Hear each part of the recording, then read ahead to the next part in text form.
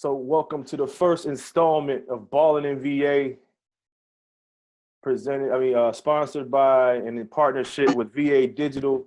You know, we had to go all out, Larry, with our first guest. You know, we wanted to start off big with the man, the myth, the legend, Mr. Boo Williams. Boo, man, we appreciate you joining us, man. It's our first episode of Ballin VA. How you doing today? Doing good, Boo. Doing good, man.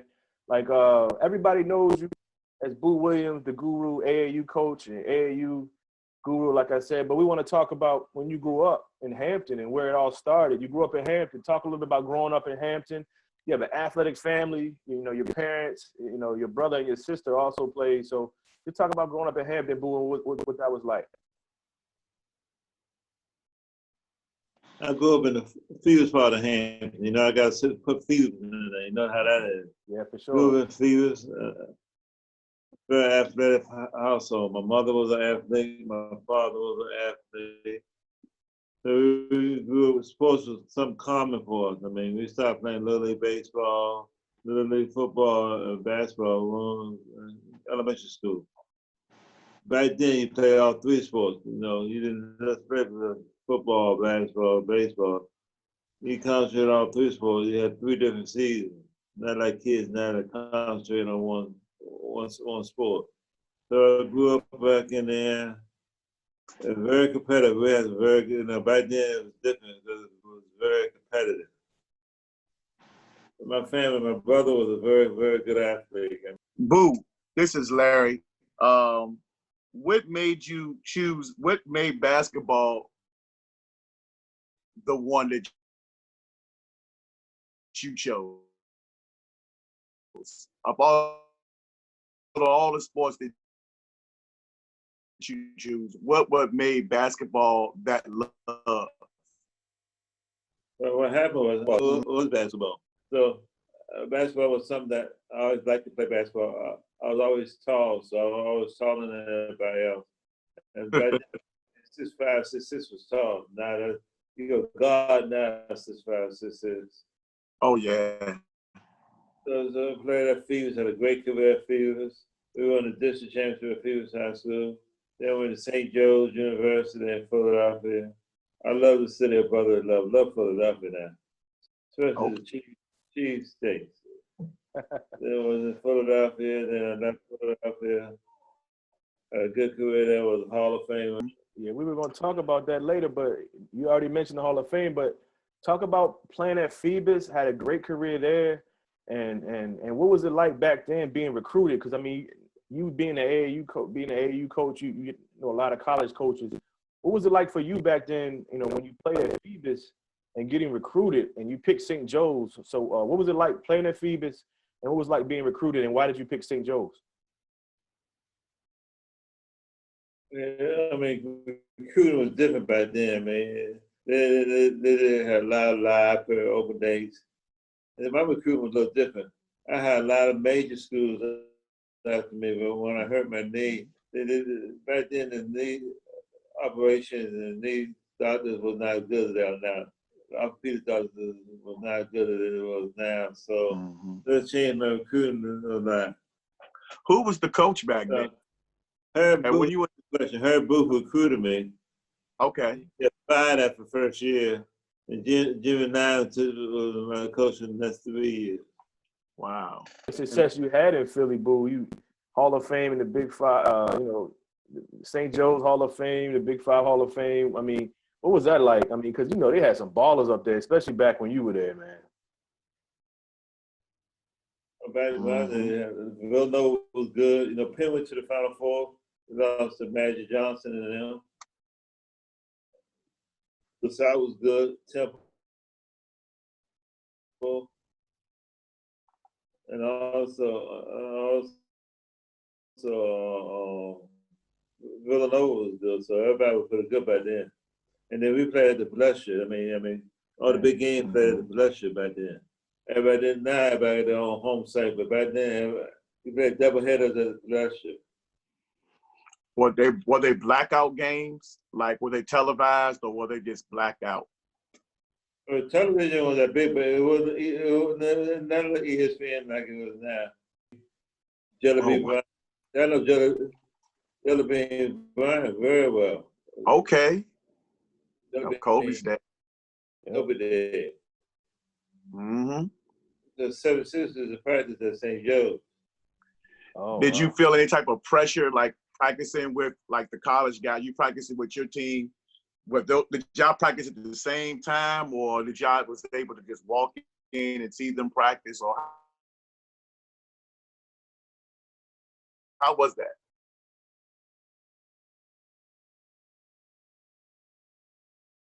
I mean, we didn't practice at the same time, but we were walking. Not like it now. Okay. And now you fellas, Okay. they have smoke breaks. Guys take smoke breaks and don't practice.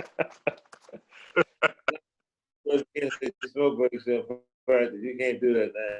So, Boo, you had a great career in Philly, right? So, what were your plan? What was your thought process once you left St. Joe's? Was it to go pro? Was it to come back home?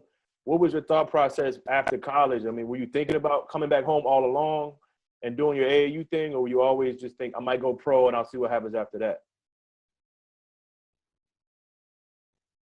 No, I was thinking about playing in Europe. I love Europe. I played in France and played in Belfast Island. I love playing over there. I love to live over there. Then I played in the Southern Hill League. Well, I was in the Southern Hill League. That's where I came with the Blue Wings Summer League.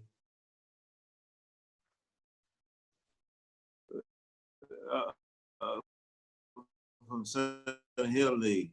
Okay. I played in the Hill League. I talked to Sonny and everybody knows that I want to do something. And so in 1982, after my first year finished college, in 81, I started the Blue Wings Summer League. Okay. And back then the Summer League was really competitive. We had about 100 kids try out for 40 spots. Ooh. And there were 10 on the team. Everybody with t-shirts. Wow. And Tyson Moses won. Julie Wilson, Bruce Manley, and Alan M. Schwartz. Man. Amazing. So you come back home, you start this Boo Williams Summer League. I mean, obviously it's huge right now, but did you think it was gonna be that big? You know, start. I mean, I know you probably I've been doing this, Larry, a little bit about 30. No, not anything it would be. I just thought I was doing something to help the kids. Mm-hmm. And I had no idea it would be this big. When you started that league, so like you would just reach out to like different players, was it just the Hampton local guys, or did you just reach out to like surrounding areas, like maybe, you know, how far did you go, or did you reach out to Rich?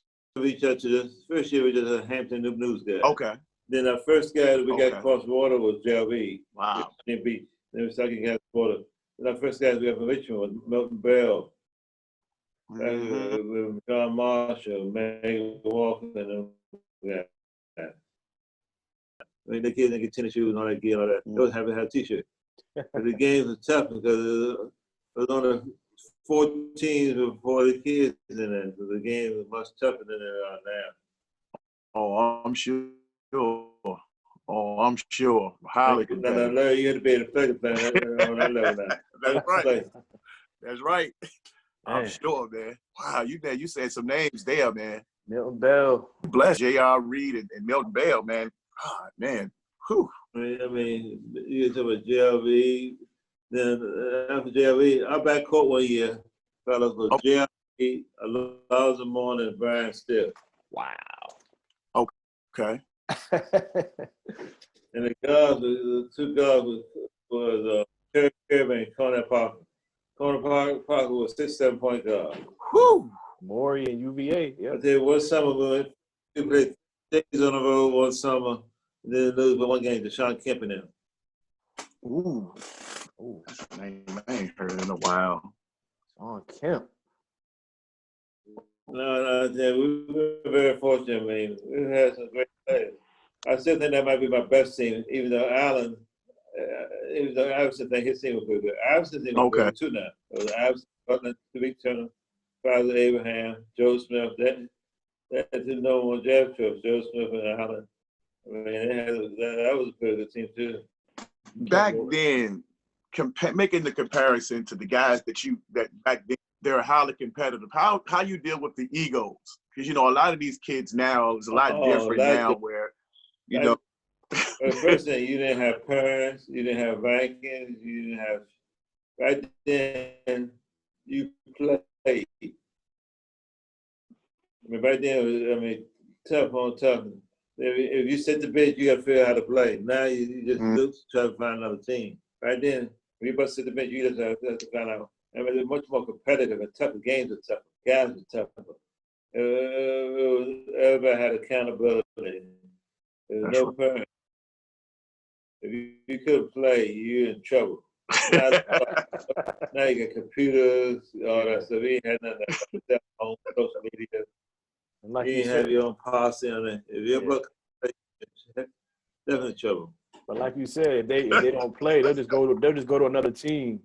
You know what I mean? Back then, you got Alonzo, J.R.E. You're gonna get better playing on teams like that. Bubba Chuck, Rutland, those guys gonna make you better. But now, if you don't play, you go into another AAU team, you try to get some playing time, and everybody wants a scholarship. Everybody thinks they're going pro, and that's the problem. But, man, those teams were tough. The name J.R.E., people forget about J.R.E. He was one of the best players in the country coming from Kempsville. Yeah, we have some of those.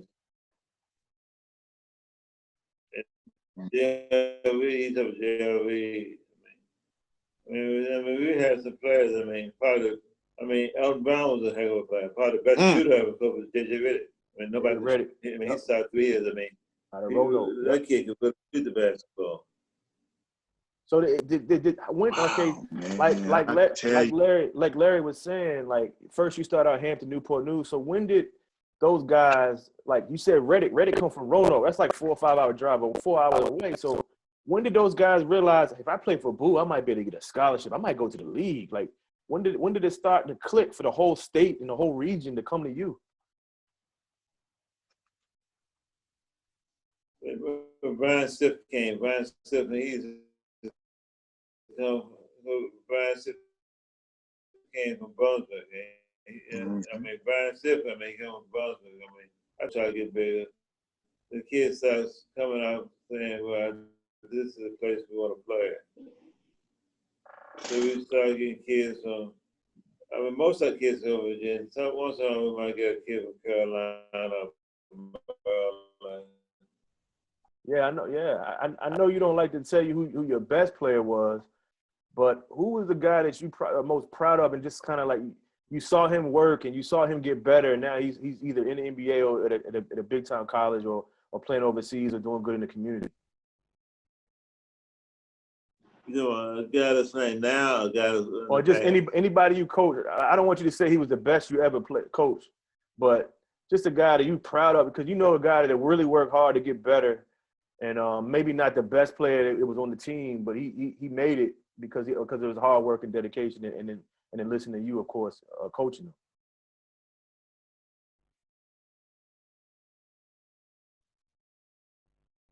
That's a tough question. Lonzo was an animal. Lonzo was an animal. Oh yeah. I saw him in high school. I remember him in down in Florida. We playing Riverside Church in New York. He blocked 27 shots. I never seen that in my lifetime. Wow. Probably in my lifetime, I've never seen that again. He probably got to work hard, understand how to play.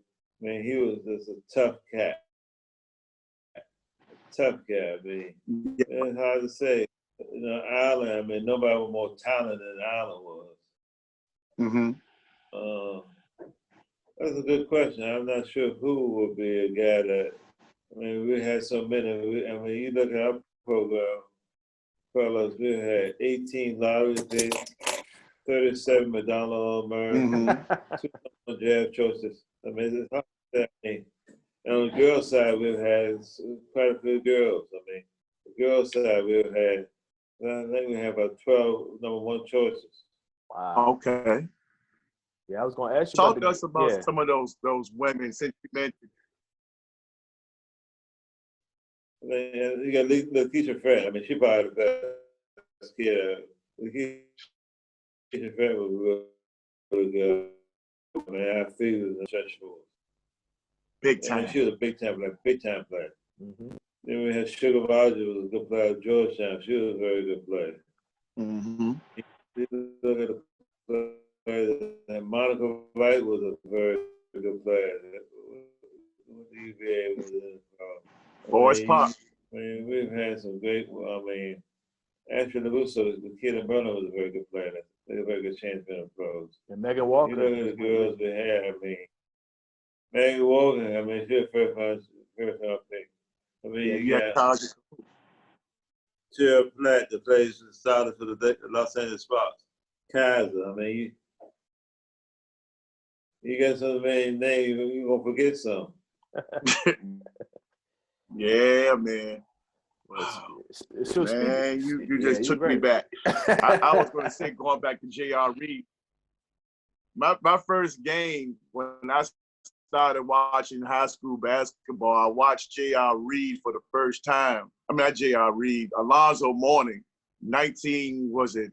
They played a playoff game against Highland Springs and Roderick Wheeler that went to Virginia Tech. And that was my first game that I've ever went to. And man, I'm telling you, that was a great game. I mean, back then, I mean, Uber, you might have seen the game with Church when Allen Iverson played against Joe Smith. Yes. Played Joe Smith. Man. Yeah. I mean, that was a heck of a game. Asking Moore played Bethel. What you thought about Mike Evans? Oh my gosh. Mike Evans, now we're talking now. Yeah, I hear stories about him too. Mike Evans might be the best player coach that can score 2 points and be the best guy on the court. Let me say that one more time. He can score 2 points in the game and be the best cat on the court. See what I tell you? I told you, man. That guy was strong, man. Let me tell you about Mike Evans. Maybe the saddest story I ever dealt with. Because Mike should have been a pro. If it was guys that could leave out of high school pro, he'd have been. Problem with Mike was he had some learning deficiency. And he wasn't able to do some things. But let me tell you what, he kind of got went from straight from high school to the pro. Wow. Let me tell you another story. Allen Iverson played behind Mike Evans. People don't know that. Wow. Allen a lot of guys up here in Richmond that was scared of playing against Mike Evans. That's what I was told. Mike Evans was a problem. Glad you mentioned about Mike. You just solidified that. You dropped the mic on that one. Yeah. Oh, no. So people don't know how good Mike was. Mike Evans, I'm telling you now. He was a beast, man. Mike Evans was the second point guard in America after the boy from out the West Coast, the guard, Jason Kidd. Oh, yeah. Woo. Say that again. You coached Jason as well? No, I didn't coach Jason Kidd. Jason Kidd was the best point guard in the country. Michael Evans was second behind him. Woo! He said, hey, everybody listening, he said Mike Evans was the second best point guard. That's amazing. That's amazing. Yeah. Because I told you, a lot of guys up here played against him, and they said they was afraid of him, man. I mean, you got people that still talk about him. Yeah. So Boo, that's a name right there. So you do all this grinding, Boo. You get yourself established. You getting top players. You winning national championships through AAU, and you finally get that building, Boo, that you all. Because before you were playing at different high schools, Kickinton, Hampton, Bethel. Your tournament was all over the city and all over the area. So when you get that building, Boo, with your name on it, man, when you had everybody in one spot, what was that like, Boo? I mean, that was good. I mean, in the moment, and let me tell you, just in the moment. I remember going to 27 different sites. So you just get in the moment. Mm-hmm. How many other guys that was doing it? I know there was Tony Squire up here in Richmond. It was always Richmond Metro, Squires, and you. Were there any other teams besides you three that we may have left out that was competitive as well? Team Richmond was pretty good. A very good team. I mean, they had a very, very good team out of Martinsville. They had a very, very good team. with this COVID-19, man, how did it affect your family? And I want to say my condolences to your family, loss of your brother. Thank you. How did it, affect your family and everything that's going on with you? I know everybody is, dealing with it, but how did it affect you and everything that you had, coming up with track and field and, with basketball as well? I mean, that really affect our family because, not so much our family as the sports players. We haven't been open since March. Custodians, the ticket takers. Yep. Right now we got 45 people unemployed. The impact you have on the hotels and the restaurant. Yeah. So also, I know you also, do you still have your insurance business with State Farm? Are you still involved with that? I have to have that. That's how I eat. I've been a State Farm agent now for 30 years. Man. Okay. Wow. That's another thing. Yeah, I used to. People don't realize that either. But you gotta let them know that's what you do with the basketball thing is basically for the community and the kids. But you gotta eat. You gotta have another outlet. And a lot of these people gotta understand. Boo Williams still work hard on at State Farm too. So I got very good staff at State Farm. So I've been doing it for 30 years. So nothing was changing that, fellas. When I started this, everybody had jobs. Now a lot of people get in this is their job, so there's a big difference. So sometimes they make a business decision whether what's best for the kids. I tell people all the time, there's been some great athletes coming out of Hampton, Missouri. Then at Southside, 757, the one thing with this thing, the athletes been half crazy. Okay. As far as being good, and always been a lot of good athletes come out of this area. Man, that's what's up. And look, we're gonna end it with that because part of the reason why the great athletes come out of 757 is because of you, my man. So, we appreciate everything you do for the community, not only in the 757, but all over the country. Because you can go to, like you said earlier, California. You say Boo Williams, they're gonna know who you are in the basketball community, man. So, what you do for the community, like you said, you bring all these top-notch coaches to the area. Hotels are getting paid, restaurants are always packed. And it's just a great sight to see when your tournaments come to town, and the whole city gravitates to your facility, and they watch the best players in the country go at it right in your hometown, and that has to be a good feeling. Like I said earlier, from where you started, games all over the area. You had to go to Hampton, Bethel, Kickingham, Phoebus, and now you can watch all the best players in one area, boys and girls. And I think it's a great thing, man. We appreciate what you do, and that's why we wanted to get you on, because there's more to the story than just basketball with you, man. You help the community out and where you started, your athletic family. Thanks for having me on your podcast. I really appreciate it. All right, but we appreciate you, man. And we want to thank you,